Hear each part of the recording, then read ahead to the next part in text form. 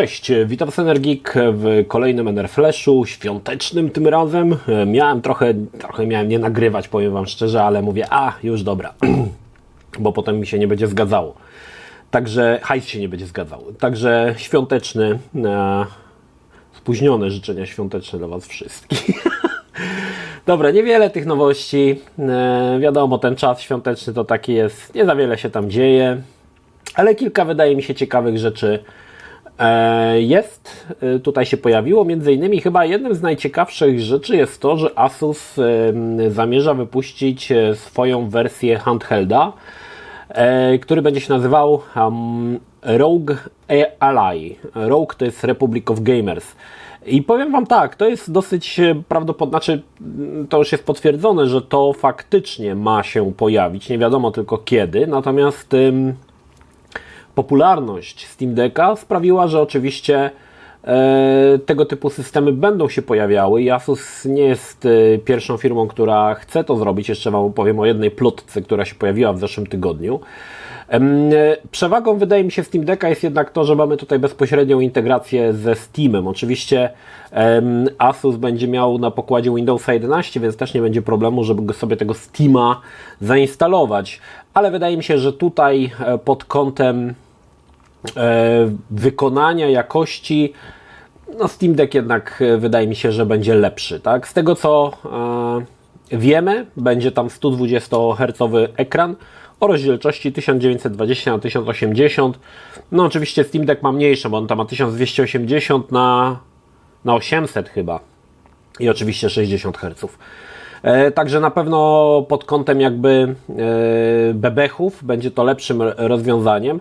Ciekawy jestem, bo to wprowadzi dosyć ponownie jakby będzie segmentacja rynku na te różne platformy mobilne.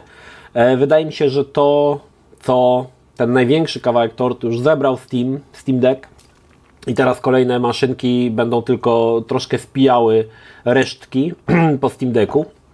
No ale chodzą też słuchy, że Sony pracuje nad swoim handheldem. Nie ma to być następca niestety PlayStation Vita, tylko według plotek ma to być konsola, która będzie oferowała Remote Play na PlayStation 5. Na razie to oczywiście są bardzo niepotwierdzone wiadomości. Gdzieś tam te informacje sobie wyciekły, ale to też są niesprawdzone w żaden sposób, także je też traktujcie raczej jako ciekawostkę, a może to był żart prima aprilisowy, nie wiem. Natomiast wydaje mi się, że jeżeli Sony by się zdecydowało na taki krok wypuszczenia gry, która by była remote playem, to trochę to, w mojej opinii, trochę to nie ma sensu. Jednak handheld jest o tyle fajny, że możesz go sobie zabrać na przykład gdzieś tam, tak? Oczywiście może to działać remote play po Wi-Fi, no ale jak wyjedziesz gdzieś na wieś, gdzie Wi-Fi nie ma, no to może być ciężko. No w każdym razie coś tam się dzieje na tym rynku handheldów. Widać, że to troszkę taka odwilż i taki trochę renesans tych konsol. Myślałem, że to nastąpi wcześniej, trochę już jak Switch okazał się taką popularną konsolą. No ale to dopiero po latach Steam się zdecydował na Steam Decka. No i teraz mamy Asusa, to już mamy potwierdzone. No i niepotwierdzone sprzęt od Sony. Ciekawy jestem, czy była to prawda, czy tylko jakaś bardzo duża plotka. Informacja na temat Resident Evil 4 Remake. Wspomniałem w recenzji, że nie podobał mi się nowy głos Ady Wong. Nie jestem odosobniony w tych moich tutaj w tej mojej zapomniałem słowa, za dużo jajek chyba zjadłem na święta i kiełbachy. Nie jestem odosobniony w moich tutaj upodobaniach, że tak powiem. I faktycznie aktorka zmaga się z falą hejtu, musiała zamknąć swoje konto chyba na Twitterze, na social mediach. Ja tego nie rozumiem, słuchajcie. Jasne, może mi się nie podobać voice acting i mogę o tym powiedzieć, ale to, żeby do typiary pisać na Twitterze, żeby umarła, bo źle nagrała wokal albo jej wokal nie pasuje. Przecież ona nie ma z tym nic wspólnego. Był jakiś casting, po prostu ją wybrali. To ten cały hejt powinien być do Capcomu albo do szefa castingu, tak, a nie do jakiejś dziewczyny, która po prostu wzięła i zagrała to, co jej kazali, tak, nie rozumiem tego, ale to już powiem wam, że nie raz, że spotkałem się z tym, że gracze się zachowują jak rozwydrzone bachory i to jest właśnie jeden z kolejnych przykładów, że jak bardzo cała społeczność graczy jest niedojrzała, aby takie rzeczy wypisywać. Coś niesamowitego, nie? No ale tak właśnie jest. No, przypominam, że wcześniej to była też ta sytuacja z The Last of Us. Oj, muszę wyłączyć, bo mi się bateria skończyła. No wybaczcie, niestety kupiłem sobie już spokojnie, kupiłem sobie już taką baterię, którą się podłącza pod na przykład powerbank, także myślę, że już te problemy, znaczy to jest taki dummy baterii, takie placebo, które umożliwi automatyczne ładowanie podczas znaczy jakby to będzie podłączone do prądu, czy tam do powerbanka. Nie mogę niestety się cały czas przyzwyczaić. Na kamerze odpalałem, miałem 3,5 godziny nagrywania, a tutaj pół godzinki, już trzeba baterię zmieniać. Natomiast jeszcze oczywiście, jeżeli jesteśmy przy tym hejcie, no to przypominam, że była taka sytuacja przy The Last of Us Part 2, gdzie słuchajcie, aktorka, która wcieliła się w rolę Abby, dostawała pogróżki i grożonej śmiercią za to, że w giereczce zabiła. No nie. Ja tego nie rozumiem. To jest dla mnie niesamowite, słuchajcie. Żyjemy w XXI wieku, mamy czat GPT, Midjourney, DALL-E, a wysyłamy maile grożąc śmiercią aktorce, która odtwarzała rolę. To jest dla mnie absolutnie niesamowite. No. W każdym razie, jeżeli jesteśmy przy The Last of Us, jest to jedna z chyba najbardziej może nielubianą grą od Sony. Tutaj pokazuje swoje statystyki. No właśnie z tego powodu, tak? Znaczy jasne, możemy się nie zgadzać z fabułą, możemy się nie zgadzać, że Joel zginął, możemy się nie zgadzać, ja się na przykład nie zgadzałem za bardzo z końcówką samej gry, ale to nie dlatego, że ona była tam była dziura fabularna, w mojej opinii przynajmniej, była dziura fabularna, która nijak się nie odnosiła do tego, co się dzieje na końcu i było to jakby my jako gracze wszechwiedzący, bo widzieliśmy obydwie strony, jesteśmy w stanie to zrozumieć, ale Eli, która nie widziała tej drugiej strony, bo nie jest postacią wszechwiedzącą, nie mogła takich decyzji podjąć, przynajmniej to było dla mnie całkowicie bez sensu. Ale to już są takie moje jakieś tam dywagacje, moje jakieś przemyślenia, natomiast nigdy bym się nie zniżył chyba do tego, żeby wysyłać do aktorki, która podkłada głos, czy odgrywa jakąś rolę w grze, żeby grozić jej śmiercią albo trwałym kalectwem z tego względu, że nie zagrała w mojej giereczce tak, jakbym sobie chciał. No to jest w ogóle niesamowite. No i słuchajcie, kolejna wiadomość z Ubisoftu. Wiemy, że Ubisoft powoli zwija się z Europy. Znaczy wiemy, że na pewno w Polsce, myślałem, że już zamknęli, ale widać, że jeszcze nie, ale chyba zamkną ten oddział w Polsce. Jest coś na rzeczy. Ubisoft uruchomił taką platformę troszkę w stylu EA dla influencerów i będzie jakby działo, tak podejrzewam, że tu chodzi o to, że będzie się to działo jakby bez już osób trzecich, bez ludzi, którzy tam pracują w Ubisoftie, tylko wszystko będzie szło przez stronę internetową, więc no w tym wypadku już tych ludzi nie za bardzo potrzeba. Przykro mi bardzo, bo pracują, mam nadzieję, że jeszcze pracują świetni ludzie, których poznałem, w którym byliśmy na różnych eventach i zawsze świetnie mi się z nimi gadało, ludzie oddani swojej pracy, wierzący w marki Ubisoftu i to jest chyba fajne. Było bardzo fajne i teraz wiecie, ten problem, którymi boryka się Ubisoft, no sprawił, że niestety te studia muszą zniknąć i to jest też złe. Mam nadzieję, że ludzie, którzy pracowali w Ubisoftie, znajdą fajne posady w innych giereczkowych branżach, jeżeli jeszcze mają siłę na to i nadal będę miał z nimi jakiś kontakt. Natomiast no, stworzenie tej platformy dla influencerów, dla prasy, podobnie zresztą jak EA, EA również stworzył platformę i nagle ludzie przestali być potrzebni. Tam chyba tylko jedna osoba jest w EA Polska. Nie chcę tutaj za bardzo kłamać, ale tak mi się wydaje.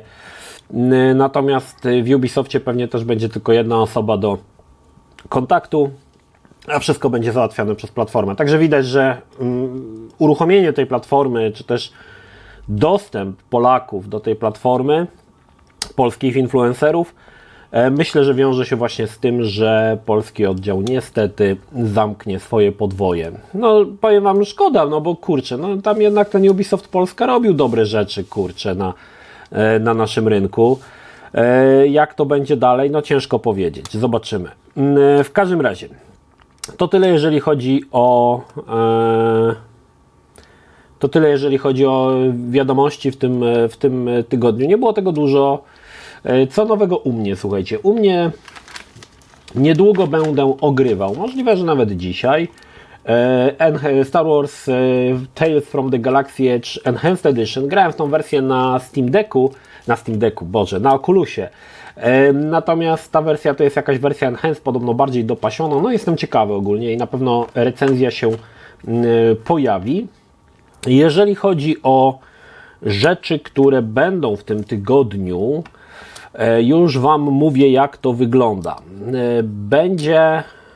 jutro. Jutro jest premiera dodatku, tak naprawdę nowego trybu graficznego do Cyberpunka 2077, tryb Overdrive.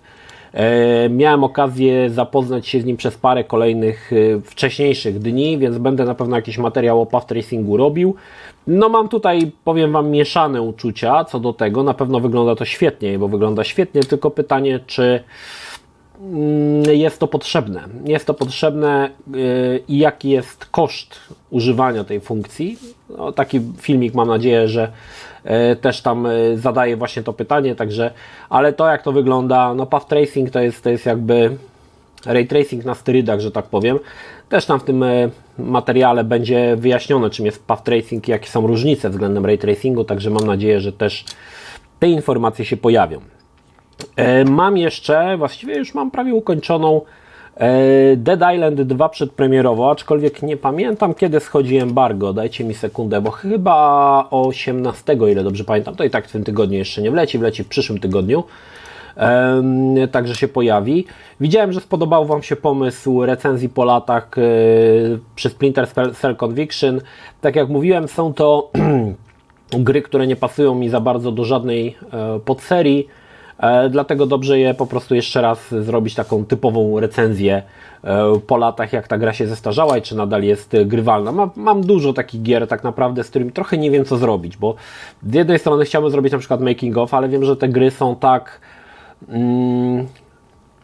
takie rzadkie, może nie rzadkie, tak mało pamiętane, że pewnie jestem jedyną osobą, która pamięta, więc ciężko znaleźć informacje, jakiekolwiek informacje na temat tych gier, a już szczególnie na temat ich powstawania to jest w ogóle jakaś masakra. Tytuły, które są bardziej popularne, właśnie jak Splinter Cell, Doom, no to tego można znaleźć na kopy, ale jeżeli weźmiesz sobie taką grę, nie wiem, Lafar Morlow na CDI, no to nie znajdziesz nic o tej grze, poza jakimś artykulikiem na Wikipedii. Także i właśnie to są takie gry, które nie będę robił żadnego making of, nie będę robił też to było grane i właśnie one się fajnie nadają tutaj, żeby zrobić taką recenzję po latach. Więc będą też mega stare tytuły z różnych konsol, z 3DO, CDI, oczywiście z PC-ów też, z PlayStation 3, ale będą się one pojawiały co jakiś czas, tak? Jak będę sobie je ogrywał dla własnej przyjemności, to będę wtedy robił taką właśnie recenzję. Co jeszcze w tym tygodniu?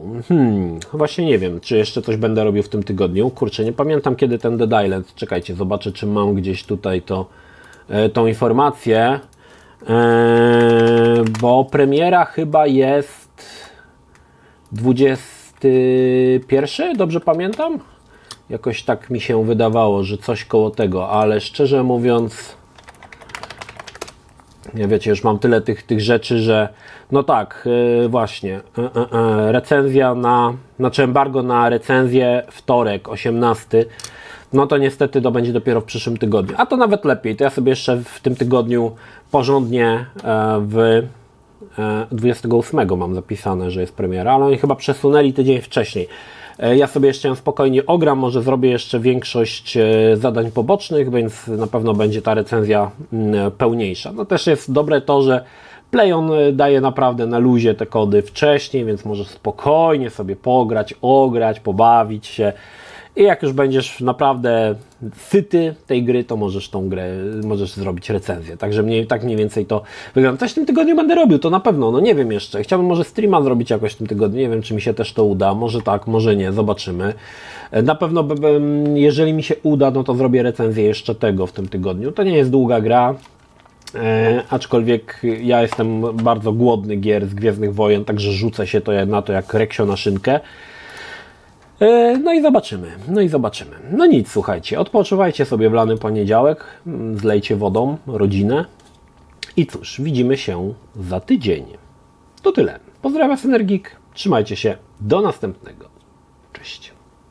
Jeśli film Ci się podobał, zachęcam do subskrypcji lub wsparcia mojego kanału na portalu patronite.pl. Film o podobnej tematyce znajdziesz tutaj, natomiast z drugiej strony znajdziesz filmy wygenerowane przez platformę YouTube'a. Zachęcam również do odwiedzenia moich social mediów, grupy Energikowcy na Facebooku oraz serwera Discord.